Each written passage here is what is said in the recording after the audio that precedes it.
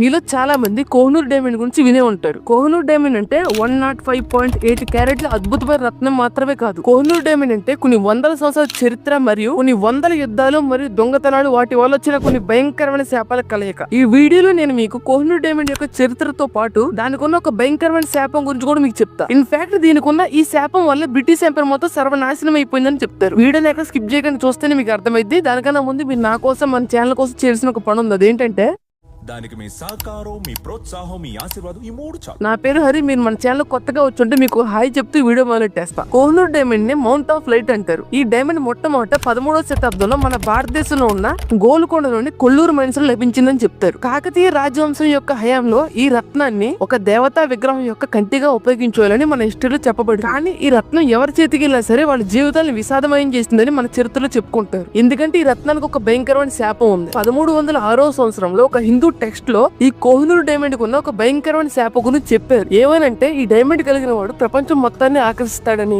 అంతేకాకుండా దాని వల్ల కలిగే దుష్ఫలితాలను కూడా అనుభవిస్తాడని, ఈ వజ్రాన్ని దేవుళ్ళు లేదా స్త్రీలు మాత్రం ధరించగలరని, ఈ శాపం పురుషులకు మాత్రమే వర్తించిద్దని చెప్పారు. అందులో చెప్పిన విధంగానే మన చరిత్రలో ఈ వజ్రాన్ని ధరించిన చాలా మంది రాజులైన ఖిల్జీ, మొఘల్, సిక్కు రాజులందరూ వాళ్ళ సామ్రాజ్యాన్ని కోల్పోవడం గానీ లేకపోతే భయంకరమైన ప్రాణ నష్టాన్ని చూడడం గానీ జరిగింది. తర్వాత ప్రపంచవ్యాప్తంగా ఈ డైమండ్ కున్న శాపం అనేది నిజమా లేక ఒక పుకారాన్ని డౌట్ మొదలైంది.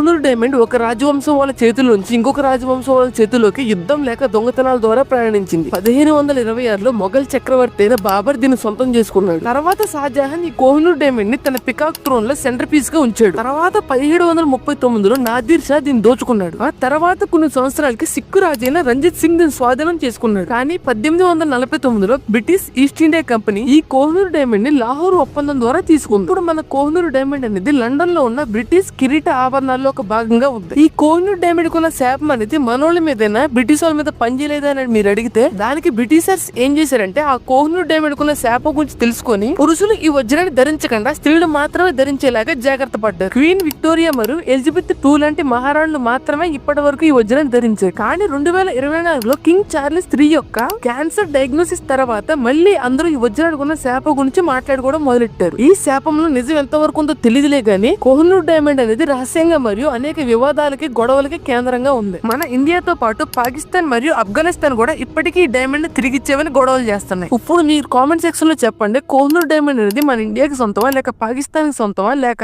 దాన్ని మన దగ్గర నుంచి దోచుకున్న బ్రిటిషర్స్ కి సొంతమా? దాంతో పాటు ఈ కోహినూర్ డైమండ్ మీద ఉన్న శాపాన్ని మీరు ఎంతవరకు నమ్ముతారు? మీ అభిప్రాయాన్ని కింద కామెంట్ చేయడం మర్చిపోకండి. దాంతో పాటు ఈ వీడియో ఖచ్చితంగా లైక్ చేయండి. మీరు లైక్ చేస్తేనే ఈ వీడియో కొత్త వాళ్ళకి చేరుకుంటుంది. మీలో ఎవరైనా సరే మన ఛానల్ కొత్తగా వచ్చుంటే ఇప్పుడే సబ్స్క్రైబ్ బటన్ గట్టిగా నొక్కుపట్టండి. ఎందుకంటే మన ఛానల్ ఇప్పటికీ ఇలాంటి ఇంట్రెస్టింగ్ టాపిక్ మీద చాలా వీడియోలు చేసాం, మళ్ళీ ఇంకా చేస్తూనే ఉంటాం. ఆ వీడియోని మీరు మిస్ అవ్వకుండా చూడాలంటే మీరు చేసిందల్లా ఒకటే సబ్స్క్రైబ్ బటన్ గట్టిగా నొక్కి బెల్ ఐకాన్ గట్టిగా దబ్బేయండి. This is Hari signing off. Meet you next video. Bye by.